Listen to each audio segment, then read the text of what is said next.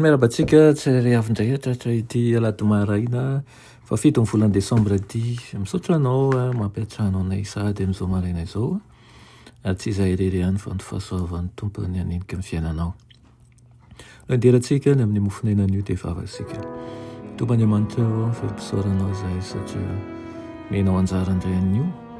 Eny andrara tsara indrindra izay avy aminao izany. Perezo ny fonao ary aok'izay atanjaka izay azona anao hatrany. Anaran'i Jesosy, amen. Teny mofonenantsika androany dia manao fibebahana mahafaly ny lanitra. Amin'ny Jaona 7:7, 7:7 sy 7:7 manao hoe tahaka nanondrahanao ahy no amin'izao tontolo izao mba nanirahako azy kosa ho amin'izao tontolo izao. Ary ho an'ny reto no hanamasinako ny tenako mba hanamasina ny fahamarinana ho azy. Amen. Ao amin'ny fanoharana momba ny ondry very dia nampianatra Kristy fa ny famonjena dia tsy avy amin'ny fitadiavantsika an'Andriamanitra fa avy amin'ny fitadiavan'Andriamanitra antsika.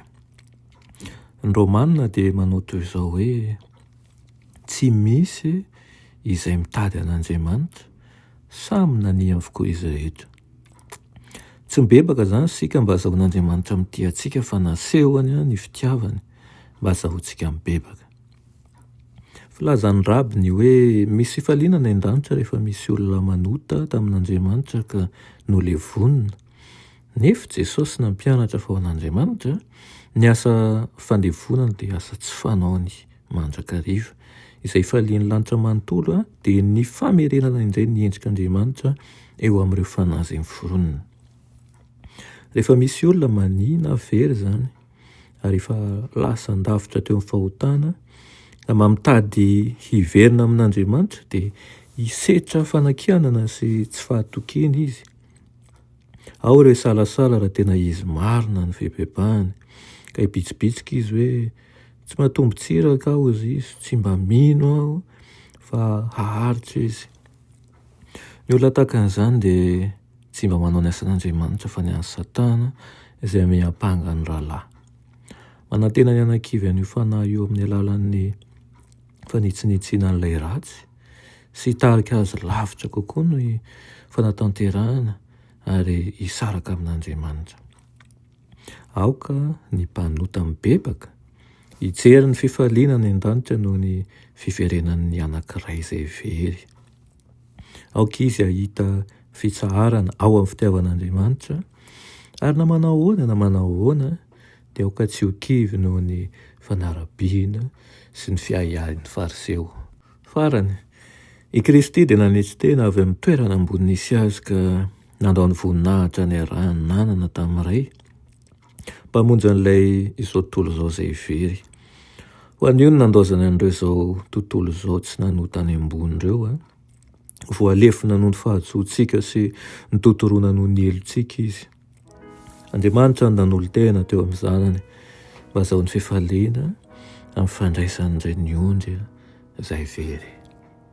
Aoka ny isika andeha ampitiavana sy amin'ny fangoram-po eny amin'ireny namantsika ireny ka tsy faly hanitsinitsy any amin'ny ratsy izay nataony. Ary misy mihitsy aza dia manao izay hakiviny efa latsaka anatin'ny fahotany. Aoka olona mangoraka isika, olona mitolo fitiavana eny amin'ireny olona ireny ka tsy haro ihany koa fa isika tsiray avy ireo dia mitovy avokoa fa samy mpanota. Tondra azy eo am-poditry Jesosy, ankahery azy amin'ny fotoana rehetra ary ilaza aminy hoe namako ianao, eto aho rehefa misy ilanao ahy. Vavaka isika. Tompany amanitra mbola misaotra anao izay amin'izany teninao izany, sy mangataka aminao indrindra izahay mba omenao ny fanahinao masina fa anay mandeha araka ny fitiavanao, merina indray andro izay very ary nitory ny fahamarinanao. Anaran'i Jesosy, amen.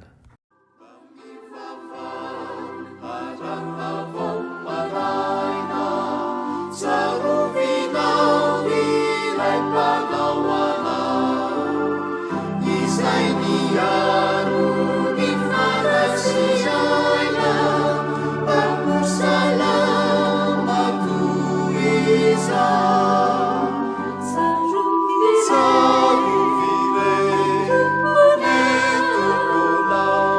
miaro